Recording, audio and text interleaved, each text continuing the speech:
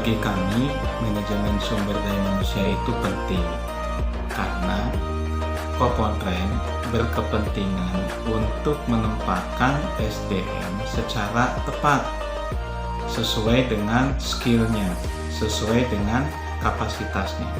Istilahnya the right man on the right job. Kemudian yang kedua, pegawai kita ini menurut saya memiliki hak untuk mengembangkan dirinya, mengembangkan kapasitasnya sebagai bagian dari aktualisasi dirinya. Dan yang ketiga, kalau kita memiliki SDM yang memiliki kapasitas yang bagus, kemudian yang produktif, yang disiplin, maka benefitnya akan kembali kepada kita sendiri selaku pengelola usaha.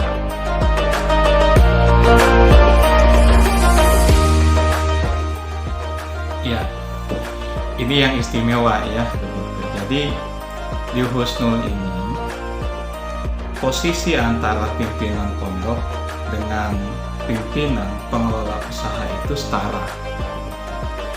Keduanya sama-sama berada di bawah Yayasan Husnul Khotimah Kuningan. Kenapa bisa begitu? Karena memang berangkat dari sejarah berdirinya Pondok Pesantren Husnul Khotimah. Tahun 95 itu ada seorang dermawan yang mewakafkan tanah, mewakafkan hartanya untuk dibangun pondok pesantren. Kemudian dikelola oleh para kiai, para ustadz yang berasal dari berbagai wilayah di Indonesia. Qadarullahnya seperti itu, sehingga disepakati pondok ini harus dikelola secara profesional berdasarkan sistem, tidak mengenal istilah family system, enggak ada. Apalagi muwakifnya itu sudah melepaskan semuanya. Silahkan pondok ini dikelola dengan baik.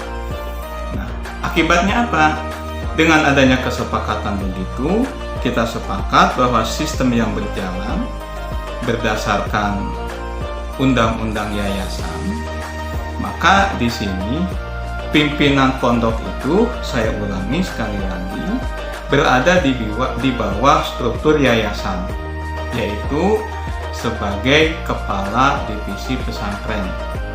Jadi ada ketua umum yayasan, ada sekretaris, ada bendahara, kemudian ada kepala divisi. Nah, pimpinan pondok itu sebagai kepala divisi kepesantrenan yang fokus untuk mengelola pendidikan para santri. Sedangkan untuk pimpinan yang mengelola usaha disebutnya sebagai kepala divisi ekonomi, merangkap sebagai ketua Kopontren yang kegiatannya juga fokus untuk mengembangkan sisi ekonomi atau mengembangkan berbagai potensi usaha yang ada di pesantren ini.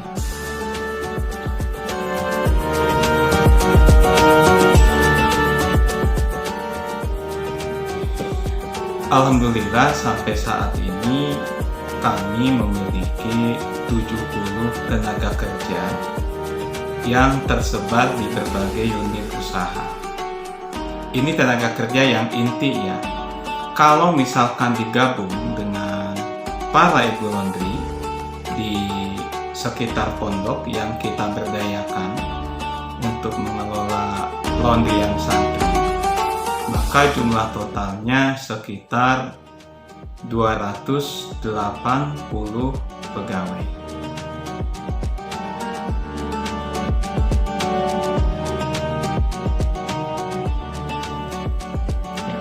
Struktur Kopontren Husnul Khotimah Kuningan bisa dilihat di layar.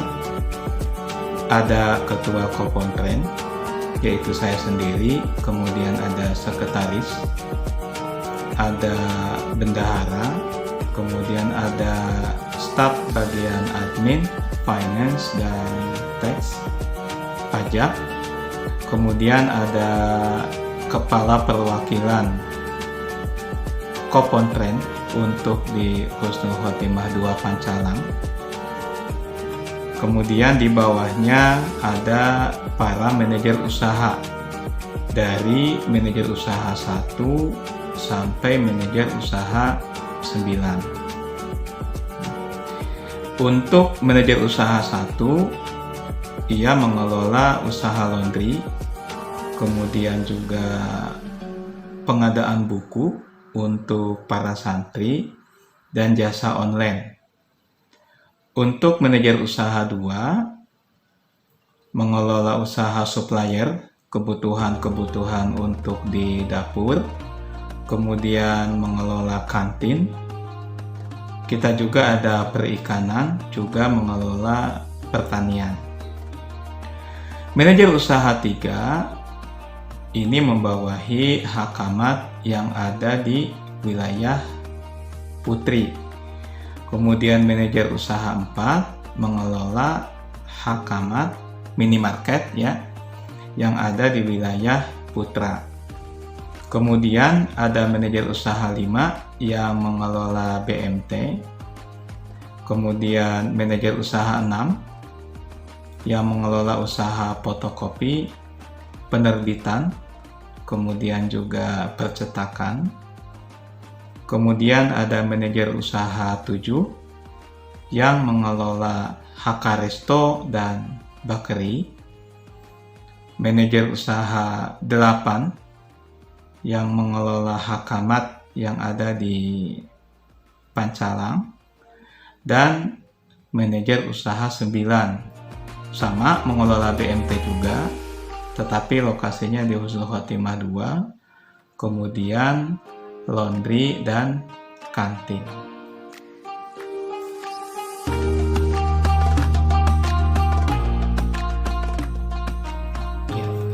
Kendala dalam pembuatan struktur sebetulnya lebih kepada bagaimana menempatkan orang yang pas, begitu ya. Kalau buat struktur, kemudian buat job desk, buat alur komando, alur koordinasi, saya kira itu bukan hal yang susah ya. Tetapi bagaimana mencari orang yang pas untuk mengisi posisi yang ada di struktur itu yang agak susah begitu. Karena kita punya pengalaman begini. Ada seorang manajer yang dia relatif berhasil mengelola suatu unit usaha, katakanlah usaha A begitu. Kemudian dia digeser gitu, ya, dirotasi untuk mengelola usaha B. Ternyata tidak bisa begitu, sampai stres dia itu. Dianya stres, anak buahnya juga malah lebih stres lagi. Ya kalau usahanya tetap jalan karena kan ada sistem ya begitu. Tetapi usahanya itu tidak maksimal.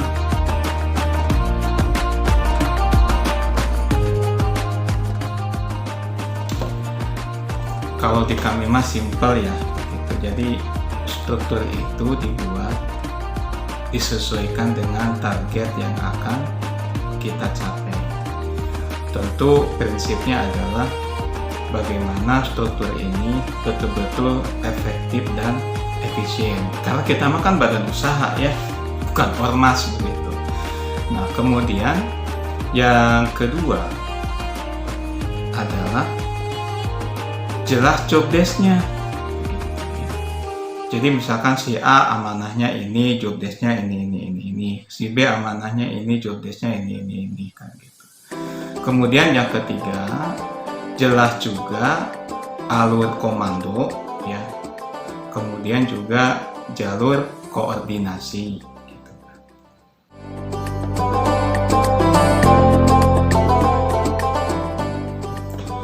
Di kami itu tiap-tiap unit usaha itu sudah memiliki struktur sendiri ya. Kemudian di dalamnya tentu ada pembagian tugas, ada pembagian job desk,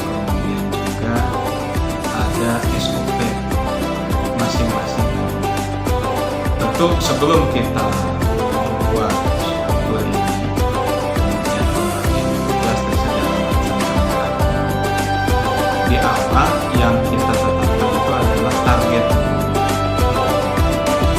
Jadi misalkan apa nih target kita tahun ini, omset berapa miliar, nanti apa yang dibutuhkan untuk mencapai target tersebut dari segi SDM-nya, kemudian juga sarana yang dibutuhkan, peralatan, kemudian juga perlengkapannya, dan lain-lain.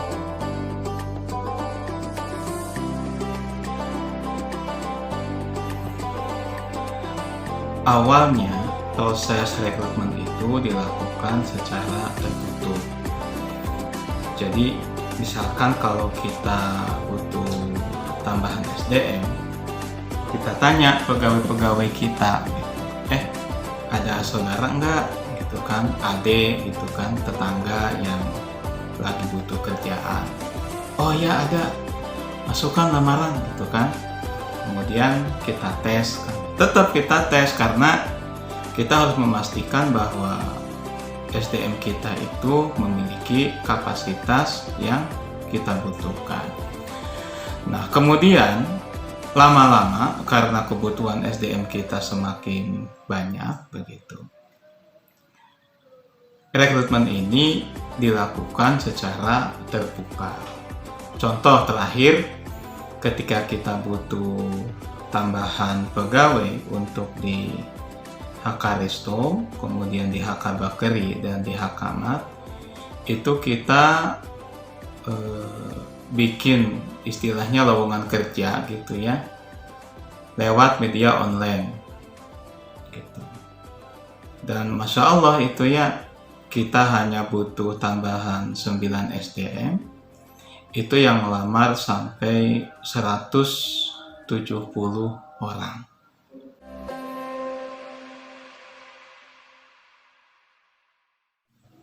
Ya, karena di kita ini lingkungan pesantren begitu ya, jadi dalam rekrutmen dan seleksi karyawan itu tentu lebih mengedepankan sisi-sisi akhlakul karimah, kemudian juga kompetensi keagamaan begitu. Makanya salah satu tesnya itu pasti tes untuk baca Al-Quran begitu. Baru kemudian ada semacam tes tulis, ada wawancara, kemudian ada simulasi ya, atau ujian praktek yang berhubungan dengan pekerjaan yang nanti akan diisi oleh SDM tersebut.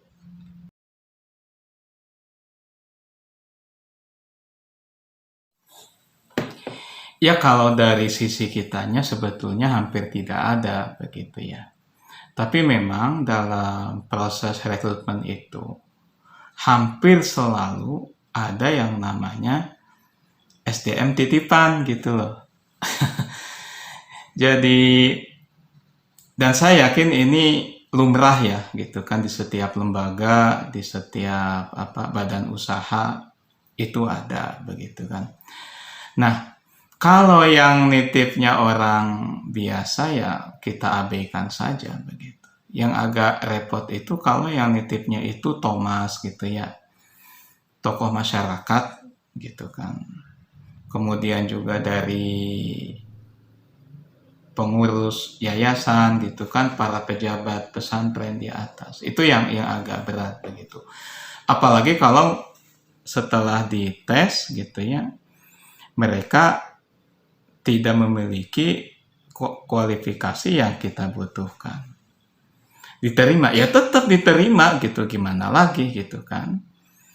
Dan kita coba tempatkan gitu kan sesuai dengan formasi yang ada.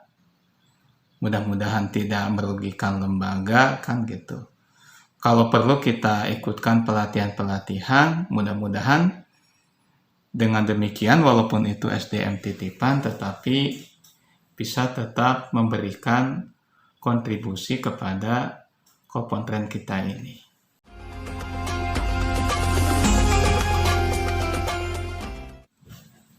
kompensasi yang jelas di bawah UMK lah. Jadi gini ya, kalau di pesantren itu kan di bagian manapun ditempatkan, spiritnya itu adalah pengabdian. Rezeki mah urusan Allah lah, begitu ya. Kita mah berharap kita dapat keberkahan, kan begitu. Kemudian kehidupan yang lebih baik, kan gitu. Yang jika dinominalkan dengan rupiah, maka akan jauh lebih besar dibandingkan dengan angka-angka yang tercatat di slip gaji.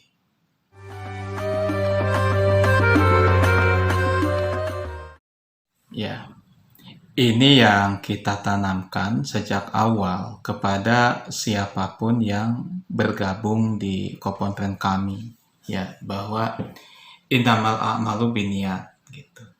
Jadi setiap pekerjaan kita itu akan dinilai berdasarkan niatnya masing-masing.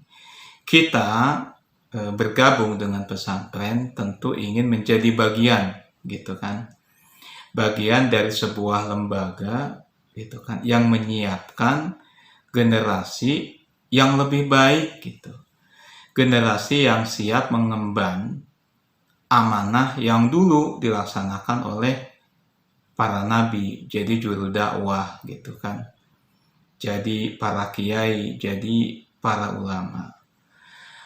Walaupun demikian, tidak mengurangi sisi manusiawinya ya. Karena itu di kami dalam rangka memotivasi pegawai, kita tetap ada evaluasi, ada penilaian setiap akhir tahun, kemudian ada rotasi, ada demosi, ada promosi, bahkan ada bonus ya.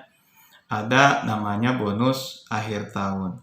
Di kami itu kalau ada unit usaha yang mencapai target, maka para manajernya, para stafnya kita kasih bonus gitu kan, minimal 1 kali gaji gitu. Sehingga dalam setahun mereka itu gajian 14 kali ya kan, 12 kali yang normal setiap bulan, kemudian THR, kemudian bonus akhir tahun.